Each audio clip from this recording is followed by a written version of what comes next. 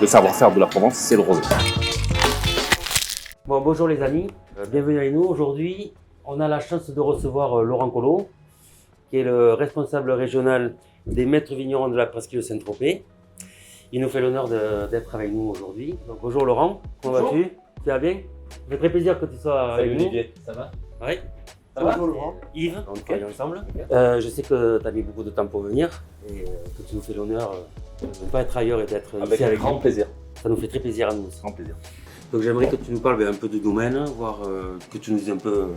Qui on est? Ouais, voilà. Il parlait de nous, les maîtres vignerons de la presqu'île de Saint-Tropez. En fait, on est un regroupement de domaines et châteaux. On a 10 domaines et châteaux et 3 grandes caves de référence qui sont situées, on va en parler, dans le Triangle d'Or, qui est les 3 grandes caves coopératives de Cuers, Puget, Pierrefeu, mais aussi sur des terroirs du massif des Morts, la plaine des Morts, et le terroir de Saint-Tropez. On ne se doute pas, mais il y a énormément de vignes à Saint-Tropez.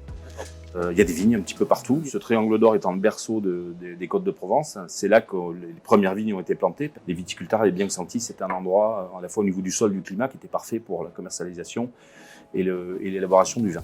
Étant propriétaire avec un peu plus de 900 vignerons de ces domaines, châteaux et ces caves, on produit, on est depuis 1964 le premier producteur de Côte de Provence sur l'appellation.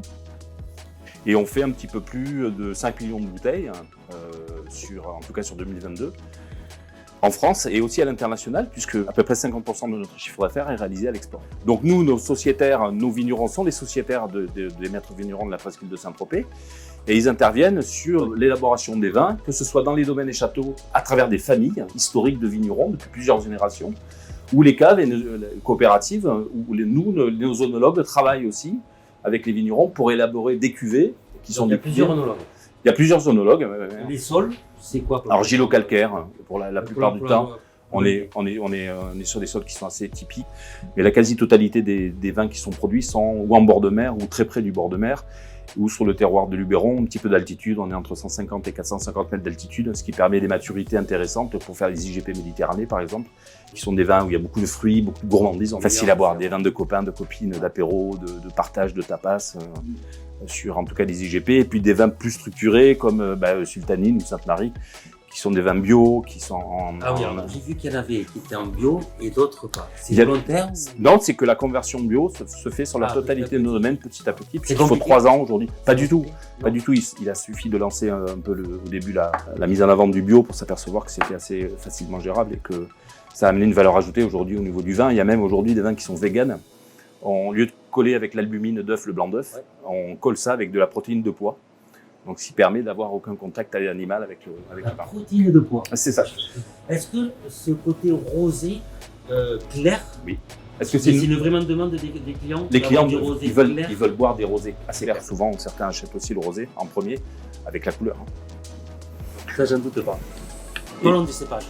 Alors, cépage Cinsault-Grenache pour la quasi-totalité, en tout cas, on va rentrer du Syrah, on va rentrer du Carignan, on peut rentrer du Rolle aussi pour les blancs, qui est un cépage un peu le Vermentino italien. Et c'est quasiment... le Vermentino, c'est dans le blanc? Le Rolle, ce qui va nous permettre de développer des vins blancs. Le cépage, c'est le Rolle. Bon. Donc le rosé, je pense que les amis, vous ne savez pas trop comment ça se fait le rosé. Si tu pouvais nous expliquer. La plupart du temps, on va vendanger de nuit, parce que la qualité pour avoir un rosé, c'est le froid. Ensuite, on va transporter le raisin le plus rapidement possible. Et ensuite, la macération carbonique est sur le sucre qui va se transformer en alcool. Là aussi, il faut beaucoup de froid. Donc, c'est vraiment une chaîne du froid. On est sur des températures assez basses. Les cuves, vous les refroidissez? Elles sont refroidies. Ouais. Alors, toi, ça fait combien de temps que tu travailles? Alors, moi, je travaille pour les maîtres vignerons de la presqu'île de Saint-Tropez depuis 2 ans. Après un parcours dans l'agroalimentaire depuis ma plus jeune enfance. Et j'ai rejoint une équipe très très dynamique pour développer cette gamme sur le Grand Ouest, en fait, l'Occitanie et la Nouvelle-Aquitaine. Okay. Donc tu fais beaucoup de roses? Je fais pas mal, ça fait partie de mon métier, d'aller rencontrer des gens comme ça. Non, ça fait plaisir. Toulouse est alors j'ai fait moi Sciences Éco à l'époque, étant carcassonnais d'origine. Donc c'est pour ça que je connaissais déjà chez Carmen, donc je connaissais, c'est une institution.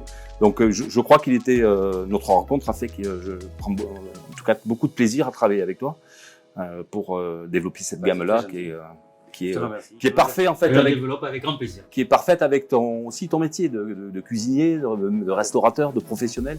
C'est important. Très très bien ce que tu fais. Vraiment vos produits, vous les maîtrisez. Et ils sont d'une qualité vraiment exceptionnelle. Vous nous régale les papilles. Bon. Je pense qu'on a tout dit. On va passer à la dégustation. Lequel tu nous... On fait lequel? On fait le sultanine. Mon coup de cœur, c'est Sultanine. Ouais. On fait ça, ouais.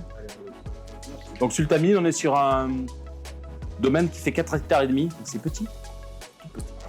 Ça longe les plages de Ramatuelle et la particularité, c'est ce que je disais tout à l'heure, c'est qu'on va retrouver une finale un peu iodée. C'est un vin qui est cristallin, qui est très vif, très agréable avec beaucoup de fruits, mais avec cette finale très particulière à la fin.